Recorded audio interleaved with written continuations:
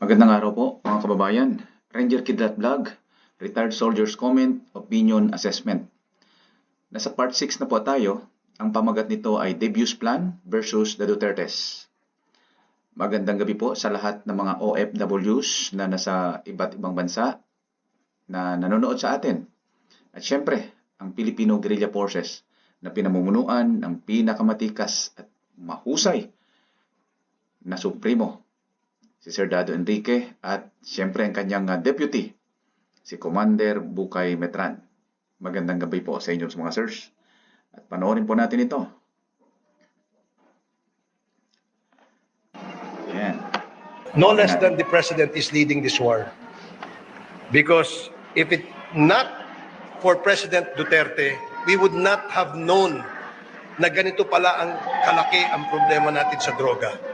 Was the only leader bold enough, courageous enough to name narco generals, narco cops, narco judges, and even narco politicians. Kaya ho, ako'y hangang-hanga sa ating presidente. Believe na believe siya, I hope after the president's term expires in 2022, the next leader will continue this war against drugs. Ano? Magandang araw mga kaibigan. Atin pong napakinggan ang magagandang salita na binitawan ni Congressman Robert Ace Barbers. Noong 2018 pa yan, panahon ni PRRD, si Congressman Barbers na ang chairman ng Committee on Dangerous Drugs sa Kongreso, at grabe ang papuri niya kay Pangulong Duterte. Na sinabi pa niya na sana ang susunod na administrasyon ay ipagpapatuloy ang magandang nasimulan ni PRRD. Ano na ngayon? Sino na ngayon ang number 1 na bumabatikos sa magandang nasimulan ni PRRD? Walang iba kundi ang Quad Committee na ang lead chairman si Congressman Barbers. So, anong klaseng politiko meron tayo? Nung una, puring-puri. Ngayon, nagbago lang ang administrasyon, sinisiraan na.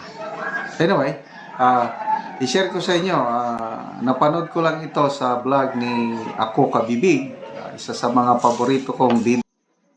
Ayun, so pinakita ni Ako si Kabibig, napakahusay na vlogger. At syempre ito si Sir. Sir Johnny, the General's Viewpoint, huwag po natin kalimutan, lahat ng mga nakasubscribe sa atin o nanonood, please pakisubscribe din sa kanila. Siyempre, kay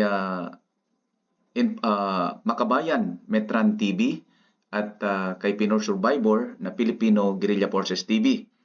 Paki-subscribe lang po sa kanila at subaybayan din po. Sa akin kahit hindi na, okay lang. This is information lang naman sa akin. Pero kung mag-subscribe kayo, then maraming salamat po. So, titingnan natin paano natin ito bigyan ng opinion, comments, opinion, and assessment. Ayan, so before na magbigay tayo ng ating opinion, greetings muna to the following. Makabayan Metran TV, Sir, magandang gabi sa iyo. Si General's Viewpoint, si Sir Johnny, magandang gabi Sir. At Filipino Guerrilla Forces TV. Ito po ang ating parang official na grupo na Filipino Guerrilla Forces TV. Itong mga na-mention ko, Makabayan Metran TV, General's Viewpoint, Filipino Guerrilla Forces TV ay pare-pareho itong mga nasa gitna, kumbaga nasa center. Ang iba masyadong right, ang iba masyadong left. Ito, kami, ang grupo namin ay nasa gitna. Kumbaga, yung mga balancing pananaw, balanced perspective.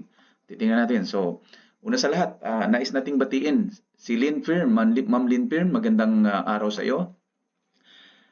The Sentinel, magandang araw. Lorna Edil, magandang araw. Gingpu, kumusta na po kayo? Felix Awit, magandang araw sa iyo, Felix Awit. Sir Arnulfo Siriban, Ma'am Lily Dasa, Sir Marvin Rosalado, magandang araw.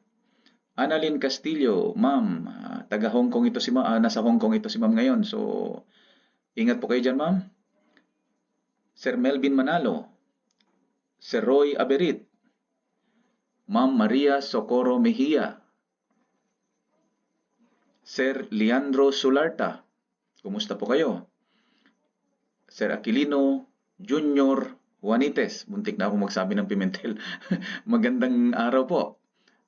AgriHabi TV, sundan niyo po ito siya at pwede po kayong mag-subscribe din sa kanya at panoorin ang kanyang mga videos nang sa gayon ay matulungan natin ang ating mga kapwa Pilipino na sumusuporta sa ating mga atikain. Kuya Rosby TV, si Kuya Rosby, kumusta ka Kuya Rosby? Sana yung congratulations pala, naka 100,000 na yung views mo doon sa isang video mo. So tiningnan ko yon at nakasubscribe na rin ako sa iyo. Thank you. And magandang araw sa iyo. Mel Pacabagua, Sir Mel Pacabagua, kumusta po kayo? Jose Aquino, Sir Jose Aquino, magandang araw. Sir Lionheart, si Sir Lionheart sa Port ID ito. So, nanonood sila mula sa Port ID. Kumusta po kayo lahat dyan, mga moms and sirs sa Port ID? Pase Construction YouTube. So, thank you sa inyong pag-subscribe at panonood. Taurus, si Taurus, nagbigay ito siya ng kanyang comment. Thank you. Laarni Silva TV. Ito si Ma'am Laarni, may sarili din siyang vlog. So, panoorin niyo po siya. Nasa Hong Kong yata siya ngayon. Bicolanong Makulit. Ayun, si Bicolanong Makulit. Ito, napakahusay nito. Ito yung taga-subaybay natin ng ating Filipino Guerrilla Forces. So, Bicolanong Makulit, kahit paulit-ulit kong i-mention ang pangalan mo, sulit naman din talaga dahil napakahusay ng mamang ito. Jose Benito, Sir Jose Benito, magandang araw. Kumusta po? Ma'am Sita Espinola, kumusta po kayo, ma'am? Sir Alan Aranes, magandang gabi sa iyo, Sir Alan. Sir Ma'am Marcela Kakas, magandang araw, ma'am. Ma'am Tess Gige, Ma'am Nori Sakaguchi, nanonood siya mula sa Japan. So, kumusta po kayo dyan, ma'am? Ingat po kayo. Cledelio Nakano, magandang araw, Sir Cledelio. Ma'am Leoncia Amarila, Ma'am Leoncia Amarila, magandang araw po sa inyo, ma'am. Sir Daniel Baculio, si Ma'am Maria Sanchez, si Sir Marcel Katakutan, Nixon 2005, kumusta po? Sir Orlando Sabala, Sir Noel De Los Santos, Ma'am Meridon from Arizona. Ma'am, happy listening at salamat sa inyong panonood. Ingat po kayo dyan. Red Hat, Red Hat, magandang araw. Maria Velasco, Ma'am Maria, magandang araw po. Rizaldi Bahamonte, Sir Rizaldi, good morning. Juanito Domingo, magandang araw po. Sir Juanito, Calmado Playlist, yes, si Calmado Playlist, nakita ko yung iyong mga comments, thank you.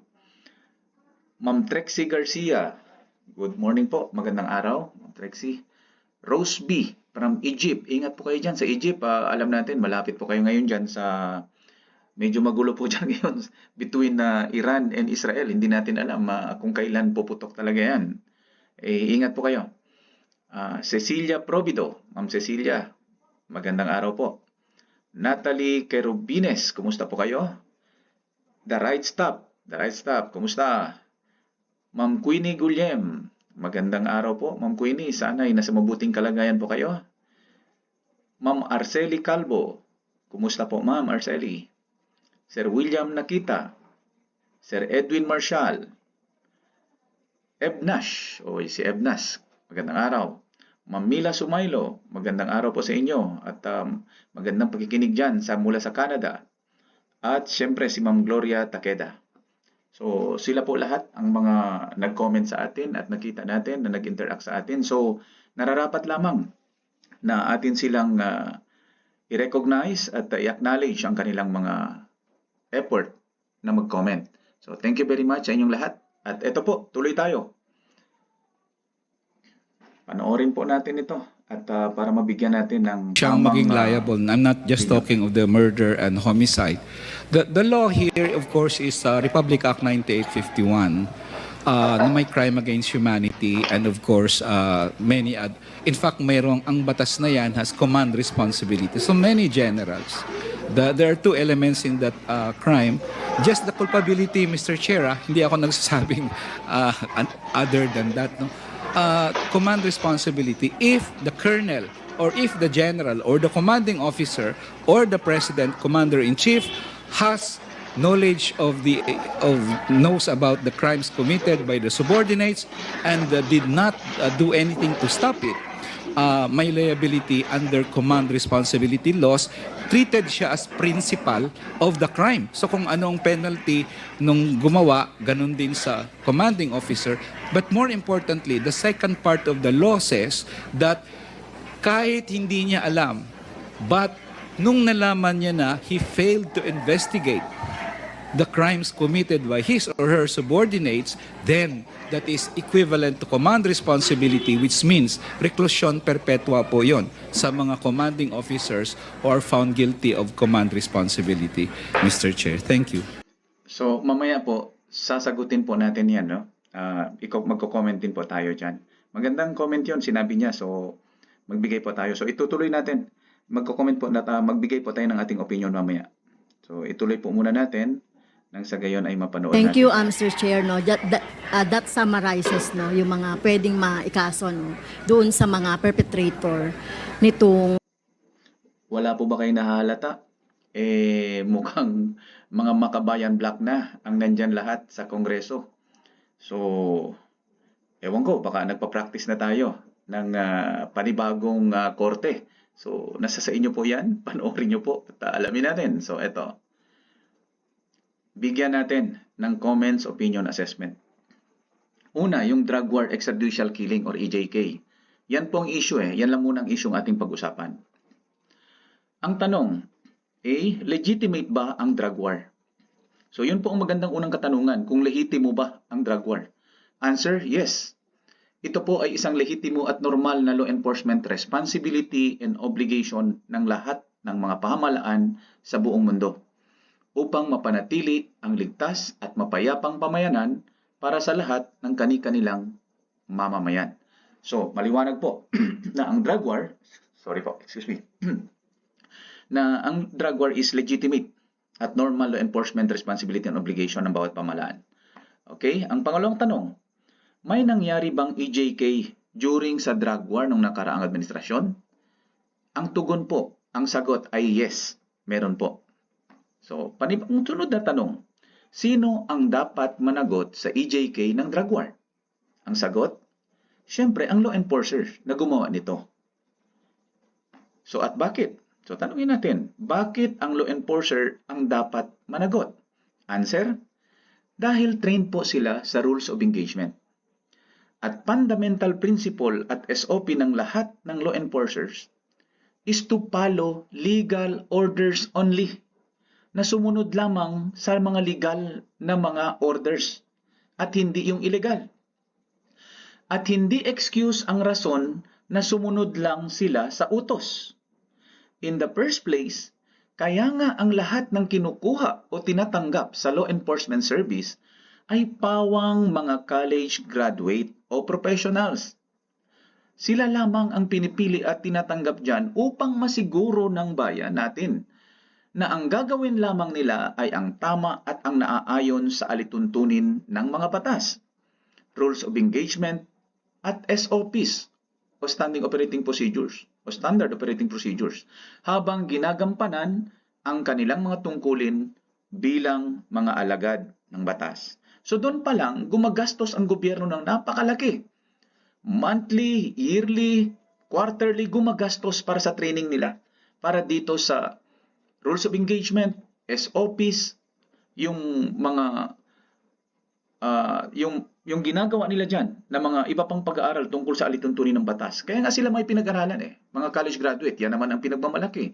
So, why do we need to go again na para bang sumunod lang sa utos? Hindi na po pwede yon. Hindi po ganun yon. May pronouncement ang dating Pangulo na shoot them and shoot them dead. Di ba dapat manugot din siya dahil sa utos na yon? Answer, mga kababayan, hindi po. No. Una, ilagay natin sa tamang konteksto ang pronouncement ng Pangulo na yon. No? Ang sabi niya, destroy the drug syndicate apparatus that destroy the children of our country. If they resist arrest and pose a threat to your safety, then shoot them and shoot them dead. Bakit ganon ang kanyang naging orders? Because during that time, marami nang namamatay na law enforcers. Lumalaban kasi ang mga drug lords, ang mga drug syndicate. Pinapatay din nila ang mga pulis, nakikipaglaban, malalakas din ang armas nila. And that's the reason why, para maprotektahan ang ating mga law enforcers, sinabi ng Pangulo yon na if they pose a threat to your safety, then shoot them and shoot them dead. Why? Maraming beses, ilang beses yata yon na may nabaril. So, binabaril kasi ng mga tropa nating mga law enforcers, karamihan para i-incapacitate lang. Paa, braso, nakabawi, tinira yung law enforcer sa ulo, di namatay. So, imbes na mamatay ang ating law enforcers na ginastusan natin mabuti, sila yung mabuti na tapagtanggol natin, dapat lang na pagtanggol nila ang kanilang sarili. So, hindi naman sinasabing ano pang bagay, talagang dapat lang dahil pangalawa, ang self-defense is a guaranteed right of every citizen in the Constitution of this country. Garantisado yan. Ginagarantiya ng ating Constitution ang self-defense. The said pronouncement of the former president was made in public. Ginawa ito in public to serve as warning to those concerned drug syndicate to surrender or stop their crimes. And at the same time, for the law enforcers to do their job in accordance with the law. So maliwanag naman, maliwanag na yun. Because any person with a sound mind, sinabi mo yan dyan sa publiko, and of course, you know very well, lawyer yan Alam niya ang kanyang sinabi, na ang kanyang sinabi is tama lang. Because everything is situational. May lumalaban na mga drug syndicate, mga drug lord, pinapatay ang mga pulis, lumalaban. Anong gawin mo? Self-defense. So, nasa batas ba yan? Of course. And that is why wala tayong nakitang problema dyan. So, kung may Pangulo, may meron ba siyang doon? So, ang answer is no. No? Dapat bang managot ang Pangulo? No. Dahil dyan, tingnan nyo mabuti Okay. Next. 6. Paano yung reward system di umano na binibigay sa mga law enforcers na nakakatimbog ng drug syndicate? Answer. Ang reward system po ay common at acceptable sa law enforcement. Otherwise, kung hindi nyo tanggap yan, ang reason na yan, tanungin nyo na lang ang current administration at ang former DILG secretary na tumatakbo ng senador ngayon kung bakit may 10 million pesos na patong sa ulo sa isang pastor ng KOJC sa Davao at nag-deploy pa ng 5,000 policemen from 1,000 to 2,000 to 5,000. Tingnan nyo na lang yan So hindi tayo pwedeng pag doon sa kabilang former administration, former president, sa former administration, bawal. Pag ngayon, 10 million pa. Okay? Abay, double standard yan. So wag tayo maging double standard.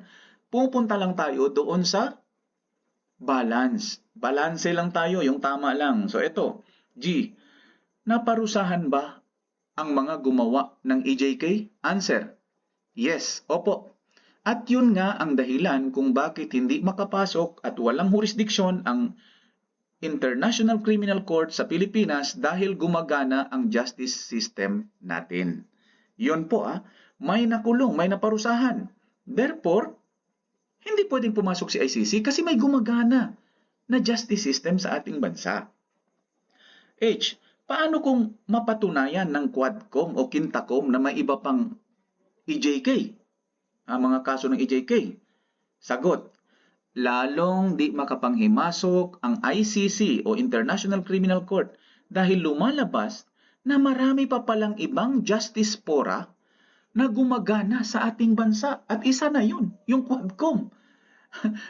At pag nakialam ang ICC, maaari silang makasuhan dahil yun ay illegal, dahil ang nakasaad sa kanilang charter na ang ICC ay makikialam lamang kung walang gumagana na korte sa isang bansa. And since may gumagana, hindi lang korte, may napakulong na. Ngayon, may quadcom pa, may quintacom pa, wala talaga silang reason na pumasok dito. Okay? Yun yung reason doon. So, drug war, extrajudicial killing, command responsibility, yung sinabi kanina, no? Republic Act 9861. Sinabi niya. So, tingnan natin, meron bang command responsibility ang dating Pangulo sa drug war? Tingnan natin. Command responsibility ba ng dating Pangulo ang drug war? Ang answer is yes. Why? Because whatever the government does or fails to do during his term is the command responsibility of every president of the country. So, ibig sabihin, lahat naman ng pangyayari dyan is command responsibility niya. Pero i-determine natin yan kung siya ba ay liable sa command responsibility ng EJK. So, tanong natin, is the former president liable for command responsibility of EJK? The answer is no. No. Bakit? Dahil, first, in paragraph 1 above states, no, yung paragraph 1 kanina, no, the drug war is valid and legitimate in order to protect the innocent Filipino children at mapanatili ang ligtas at mapayapang pamayanan para sa mga mamamayan mula sa mga kriminal na drug syndicate. So, pinoprotektahan natin ang mga inosente. In short and simple language, ang drug war ay valid and legitimate. So, pangalawa, para 1G above, nagsasaad na ang mga napatunayang nagkasala sa EJK ay naparusahan ng naaayon sa ating batas. So, meron bang command responsibility pagdating sa EJK ang dating Pangulo? Wala siyang liability. Pero may command responsibility siya pagdating sa drug war. Pero doon, kasi mahirap yun Pag ikaw nagkamali yung tauhan mo, lahat na lang ba ng ginagawa nila? Ikaw ang mananagot? Hindi naman ganun yun Kasi, pag ginawa nila ito, despite the fact na alam nila yan ay mali, hindi na kasalanan ng leader yun. At isa pa, naparusahan ang mga gumawa nun. Yung nakapatay yata yung si Kian ba yun? Yung napatay na bata. So, nakulo na yun. Naparusahan yun. And that is why, walang liability yung former presidents. At lahat yung mga sinasabi nila na maraming namatay hanggang 20,000, yet to be proven At ang korte lang ang pwedeng mag-prove niyan. At hindi ang Kongreso. Dahil ang Kongreso, ang pwede lang nilang gawin is in aid of legislation.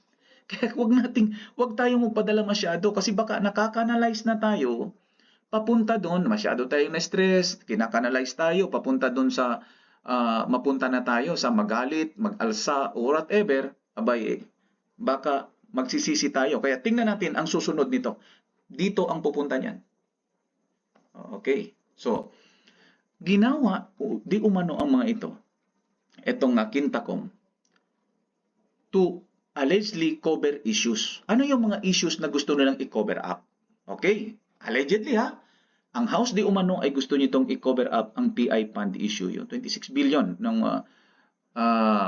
People's Initiative na 26 billion na insertion. Ang Resolution 10, ang Resolution 10 talagang may problema ito. So, tinatago ito So, paano matago? Siyempre, mamaya, i-explain ko yan, papunta yan doon. So, ito, di umano ang issues na kino-cover up ng mga quintacom na yan o quadcom. Di umano flood control issues, illegal insertions by the billions, ayuda kickbacks issue, corruption issue. Siyempre, nandyan ang Resolution 10. So, anong magawa natin dyan? Hindi na mapagsabihan, misappropriations. So, issue lang lahat naman ng mga yan, no? Issue. Klaro. PhilHealth Fund, 89 billion. Ito, hindi na to issue. Talagang nandyan yan. Nakita yan, no? Flood control fiasco, 245 billion lang ba yan? O more than that? So, who knows? So, Maharlika Investment Fund, 150 billion ba ito? So, tingnan nyo kung ilang billion na yan, Yan pa lang. Lavish expenses. Yung Duran-Duran, 100 million daw yata yun mahigit. Ang Roses di umano, na pagka nag-flight ang entourage ng Pangulo kasama ang kanyang may bahay, talagang De Rosas pa di umano yung nakalagay diyan sa handrail ng paakyat sa eroplano. Grabe naman. siguro medyo bawas-bawasan yan. Marami pong nagugutom at ang yung mga ano natin, yung ating mga bigas hindi pa po masyadong bumababa. Mataas pa rin po ang mga presyo. Corruption countenancing issue. So it's an issue yung 175 billion bloated doon sa DPWH. Then ang 26 billion na nilagay doon sa AKAP na hindi nga alam din ng taga DSWD. 6, yung PI fund for perpetuity in power issue. So bakit ba ginawa ang PI para magkaroon ng tiyatya? Bakit? Gusto manatili sa pwesto? O gustong may ambisyon yung iba para pumasok sa pwesto ng presidency? So ito, malaking issue po yan kaya hindi dapat napabaliwala. Tingnan nyo pong buti. 7, PCSO Lotto Fund issue. Itong PCSO Lotto di umano, iisa lang ang nananalo. Inimbestigahan ito ng isang senador, sikat na senador. Pagkatapos ng tinawag na executive session, bigla na lang huminto, nihay-nihoy sa atin. Anong ibig sabihin nun? Sa bagay, malaking pera po yan. So, next is the pulburon issue. No? 8, incompetence, yung rise, yun, sinasabi natin. Yung drugs, yung crimes, talagang talamak. Anong masasabi natin? May masabi po ba kayo? Nagkamali ba tayo sa paglagay niya ng alleged issues na yan? 9, yung Pogo picture na allegedly 750 million ang pinag-usapan doon. So, a picture paints 1,000 words, kanga nila. Pero, yan is an issue na dapat sanang sagutin. Pero natatakpan ang lahat ng ito dahil sa kintakom sa Quadcom. 10, WPS political decisions blunder. May malaking blunder po dyan. Ano nangyari? Nakita naman ninyo nung present natin sa part 1, no? May blunder talaga. So, 11, weaponization of law, diversionary issue. Ibig sabihin, ginagamit daw ang batas, ang law, wini-weaponize para i-divert yung mga issue mula sa mga issue na ito na present natin. Tingnan natin. Yun. So, panoorin natin ito. Changing your story. Tama? It is how I meet Sir Datuloy. Sandali. So you're not changing your story? Yes or no? Hindi naman po, sir. Doon ko sila... Anong hindi? You tell this committee a while ago that during your seminar, then I was... Wala ba kayong nahalata mga kababayan? Parang nagsiship na tayo papunta sa Kangaroo Court, Mga kababayan, mga retired, please, mag-isip po tayo. Hindi ba natin nakita na ang lahat na nandun, nagko-question, kine-question ang mga pulis. Noon pa yan nakita natin dati, ang ginagawa sa ating mga general, na pag pumunta dyan during mga house inquiry, abay, iniinsulto yung ating mga general, pinapahiya. Hindi ba nila alam na mula pagkabata, pagkatenyente niyan, mula pagpasok sa academy ba yan o saan man ang kanilang pinanggalingan, ay pinaghirapan nila yan hanggang sa narating nila ang kanilang ranggo bilang mga general. Pero pag pinahiya doon sa Senado o wagas. Diyos ko po. Meron din mga politiko dahil alam nila na ang nakalagay doon sa isang departamento ay galing sa serbisyo, abay talagang pinapahiya nila ng todo. Pwede naman sana magsekreto, pero ganyan talaga mga politiko. So, tingnan natin ito. Next, itong stratagem, cover-ups, and desired results. Ito yung ating comments, observation, assessment. So, stratagem, issue covered up, and desired or result. So, tingnan natin kung ano yung stratagem. Ang pugante, alam nyo itong pugante, siguro naman na ano nyo na ito, na ano na nyo po ito, nahuhulaan nyo na ninyo. Ito po, ang issue na cover nito ay ang pulburon at bangag, kasama ang loto issue dito. Ito di umano ang na-cover nito. So tingnan nyo lang kung totoo ba ito. Kaya nga nagkaroon ang pugante doon sa sa Davao, yung KOJC, nangyari sa KOJC para matakpan, ma-cover up yung issue ng pulburon, bangag at loto issue na isa lang ang nanalo sa loto. Di umano, tingnan natin. Kaya nga opinion nito, komento, assessment, desired result. Ang NTF-ELCAC program sa SMNI ay nasakripisyo dahil dito. So wala na.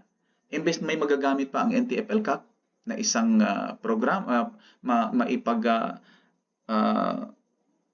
mai-announce o mai-ere ang kanilang mga programa, through SMNI, wala na. Tumigil na. 2, alis in farmland. Wow, ang gandang palabas nito. So, WPS political blunder ang naitago nito at yung incompetence. No? At ang result nito, PH may become a battleground. So mag-ingat-ingat po tayo. Tingnan po nating mabuti. Natatakpan yung mga issue, pero ang resulta, abay mas malaki. Tingnan nyo po Una, ang pugante. Ang tinakpan nitong issue ang polboron at bangag at loto issue.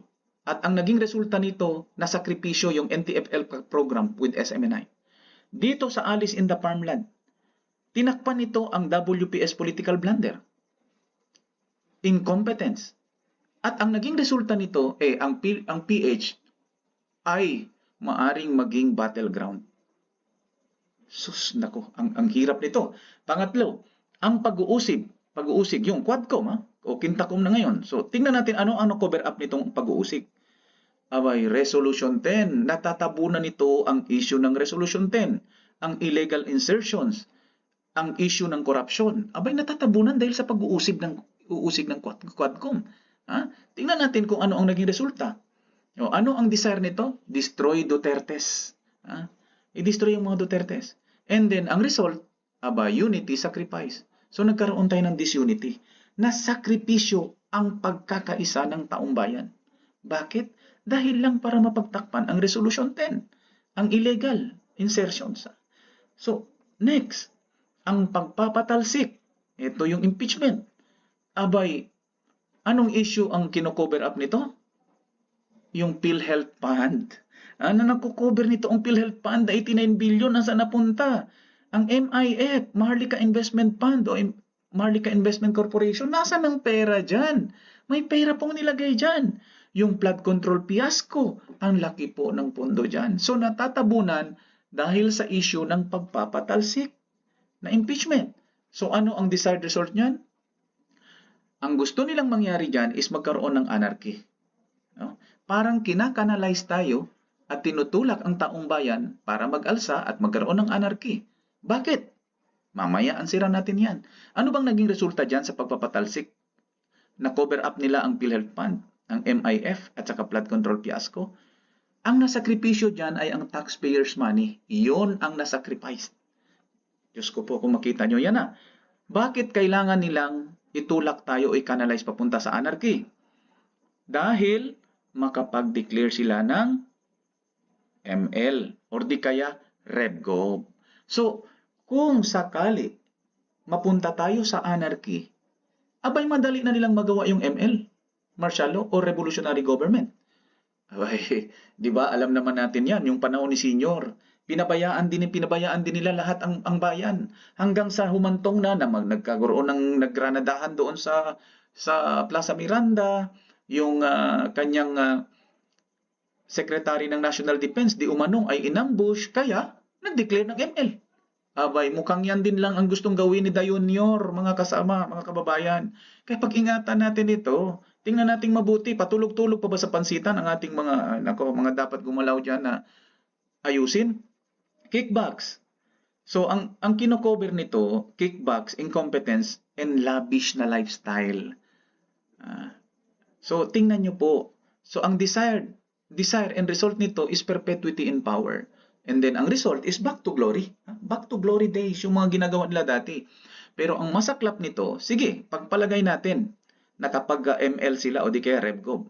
At kung hindi sila nakapag-ML at RevGov dahil hindi nagkaroon ng anarchy, pero napatalsik nila si BP at na-destroy nila ang Dutertes, di ibig sabihin, pwede nilang gamitin ang Chacha kasi wala nang kalaban So matutuloy na nila ang gusto nila, yung PI or Chacha. So you see, pag naging resulta ito sa ganitong sitwasyon, nakita nyo, nagbinta ng maraming ginto, ibig sabihin wala na tayong pera. Bakit ka magbinta ng ginto? Pangalawa, may rumors, may mga alegasyon na naibinta na ang NAIA. May rumors pa na marami pang ibibinta ulit ng mga ibang mga properties ng gobyerno. Anong ibig sabihin yan? Ipapalit natin ang ating mga assets sa mga papel? Ang pera ay papel lang yan. Napaka-unstable ng economy. Bakit natin gaganyanin ang ating mga asset? So kung patuloy na mangyayari yan, ito po ang pwedeng mangyari sa atin. Bankruptcy. Maaaring mabankrupt ang ating gobyerno. Pag ganyan ng ganyan, tuloy-tuloy ang pangyayari niyan. Pag nag-bankrupt tayo, ang pwedeng mangyari is magkaroon ng chaos. Magkagulo yan, of course. Siyempre, inflation lahat na yan. Kung anong mangyari dyan, deflation ba? Pangalawa, magkaroon ng hunger at looting. So pag nangyari na yan, gulo-gulo na yan. Ang next is darating tayo sa anarchy. At pag dumating tayo sa anarchy, ang worst case scenario dyan is civil war. Gusto nyo ba yon? Abay kami, nung nakaharap kami sa ilang beses na enkwentro, na giyera, abay, hindi po maganda. Hindi po talagang madali ang buhay pag ganon. So anong mangyari sa adversary natin? Kasi may kinakaharap tayo dyan sa West Philippine Sea. Aba siyempre, easy invasion na lang ang mangyari sa atin. Madali na tayong masakop. At of course, makapaglagay na sila dito ng PIBA or Forward Edge of Battle Area or di kaya battleground ang ating bansa. At ang pangatlo, of course, gagawin na tayong vassal states. Now ngayon, kung gagawin tayong vassal state, ano ang pwede nilang gawin? Of course, dahil Communist Party of China yan, or Chinese Communist Party, ang nagdadala dyan, abay, siyempre, communism. Gagawin tayong communism.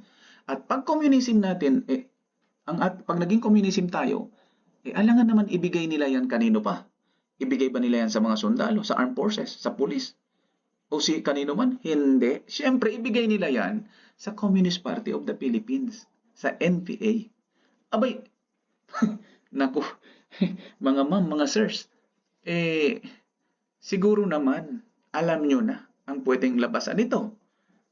Of course, ang CPP, NPA, NDF, mag-reorganize yan at magkaroon niya ng purging, katulad yung nangyari sa Vietnam at saka Cambodia.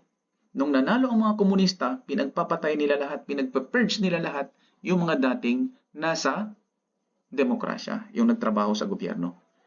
Kaya nga, maraming naging refugee dito noon ng mga Vietnamese dahil dyan sa purging. So, kung gusto nyo mangyari sa atin dyan, mangyari yan dito sa atin, then sige, patulog-tulog tayo. It's fine. 3, maging communist state na tayo. So, yan ba ang gusto natin? O, tingnan natin. Para patuloy na natin to. So, yung BOS, POW, MFPL, ano to? Itong BOS is Battlefield Operating System. Sa military ito Then, the Principles of War, POW. Then, MFPL, Maneuver, Firepower, Protection, and Leadership. So, hindi na natin pag-usapan yung iba kasi pang military yon. Kaya na ng mga generals yan, kaya ng AFP, kaya ng Coast Guard, ng Police. So, ang pag-usapan natin dito is yung Principles of War and Leadership. Kasi yun lang ang pwede Civilian kasi ang pinag-usapan natin dito. So, civilian leaders. So, tingnan natin yung Principles of War, then OP, OBP. Magandang comparison to. Tingnan natin Popular support. Alam nyo na, pag popular support ang pinag-usapan, sino ba ang may mataas na trust rating at approval rating? Of course, pagdating dito, low ito compared dito. So, high yan. Low itong isa. So, next sa Principles of War, aside from popular support, syempre, ang Unity of Command. Pagdating sa Unity of Command, sa direksyon nito ngayon na pinapakasuhan itong mga dating presidente, na alam naman natin, ito ay nilagay sa panganib ang kanyang buhay at ang buhay ng kanyang mga anak at buong pamilya kasama ng kanilang mga apo para mabigyan tayo ng ligtas at mapayapang pamayanan. Abay sila ngayon ang binabalikan. Ano bang ibig sabihin yan? Napakaliwanag na mali nga yan ang mga pangyayaring yan. So bakit tinutuloy? So tingnan natin. Unity of Command. Mukhang dito low talaga at dito high. Kasi alam natin, mataas nga ang trust rating at maraming nagtatiwala dito. Pagdating dito sa mass and concentration, hindi ito yung mass and concentration na giyera kasi ang pinag-usapan natin civilian, leadership. Ang mass and concentration na pinag-usapan natin dito is yung mass paglagay natin ng maraming mga tao na gumawa ng isang bagay para matulungan yung mga nasa frontline. Ay ano yon? Magtanim ng mga kamuting kahoy, mga kamote o palay, whatever, na magawa nila para masuportahan ang nasa frontline. Magagawa kaya yon ng OP? Of course, low. Dahil ang Mindanao at Visayas ay talagang medyo masama ang loob. So sa OBP high ito. Kaya tingnan niyo po mabuti hindi po ito na may pumapabor-pabor. Kahit hindi man ito ang isipin niyo o ano man, patas po itong ginagawa namin dito dahil balance po kami. Yung apat na sinasabi ko sa inyo. Si Sir Dado, si Sir Metran, at si Sir Johnny, the General's Viewpoint. So, tingnan natin to. Demolish and divert stratagem. Yung comment, opinion, and assessment. So, eto di umano. The demolition job reality shows. Na parang ginagawa na lang itong reality shows to demolish political opponent and divert public attention away from the issues of insertions, corruption, Resolution 10, WPS blunder, flood control fiasco, etc. The grand demolition job through the weaponization of law. Abay, tingnan natin, paano nga ba ito? Ito bang observations na ito, itong opinions na ito, ay tama? Or malapit sa katotohanan? Tingnan natin, scenario, desired result, and state. Ang pugante, balikan natin ang pugante, no? Talagang sikat na itong pugante, ang gandang pelikula ito Maraming casting ito Umabot na nga 5,000 na policemen yan So, anong nangyari diyan? Anong desired result? Gusto nilang mangyari, destroy SMNI, weaken political rivals. Nangyari yan na-destroy ng SMNI, na-weaken ang political rivals. Ang end state, show political influence or value. So, comply with West time interest. So, next. Love in Indonesia. Aba, magandang palang pamagat ito. Ano ba ito? Okay. Continuation ito ng The Alice in Farmland reality show. So, nagpapatuloy. Bakit? Ayun na nga, sinabi natin na natakpan yung ibang mga natakpan ang ibang mga issues noon. Anong end state nito? Expose Chinese spying. Comply with West interest. Ang pag-uusig, anong gustong gawin nito? Abay, Quintacom, probe to support ICC versus PRD. Ang end state, destroy Duterte's. So, ang nangyari, na-resurrect yung drug, ang cronies, oligarchy, nandyan na. Diba? Tingnan nyo mabuti, hindi naman ito nakikita nyo po. Ang pagpapatalsik, yung impeachment, by destroy political rivals, impeach BP. So, yun yung nandyan sa pagpapatalsik. At ang gusto nitong mangyari, baiting for destabilization, gusto nitong magkagulo, magkudita, maghunta, or magkaroon ng anarchy. Bakit? Para makapag-declare sila ng ML, RevGov, or RevGov.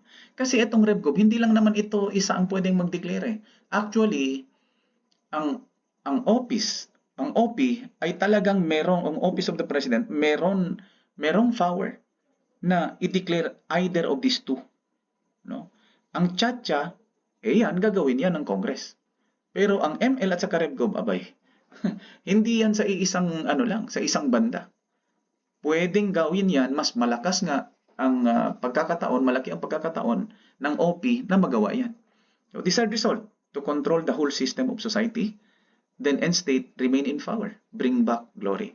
So note, in every step of these reality shows or weaponization of law, the danger of ML and RevGov trap has always existed. So may trap lagi yon na, sige, subukan yung maggulo dyan. Pwede kayong ma-declare di ba? Ginawa ni senior yan. Kaya, pakuya-kuya-kuy lang si Junior para magawa niya rin. Di ba? Okay.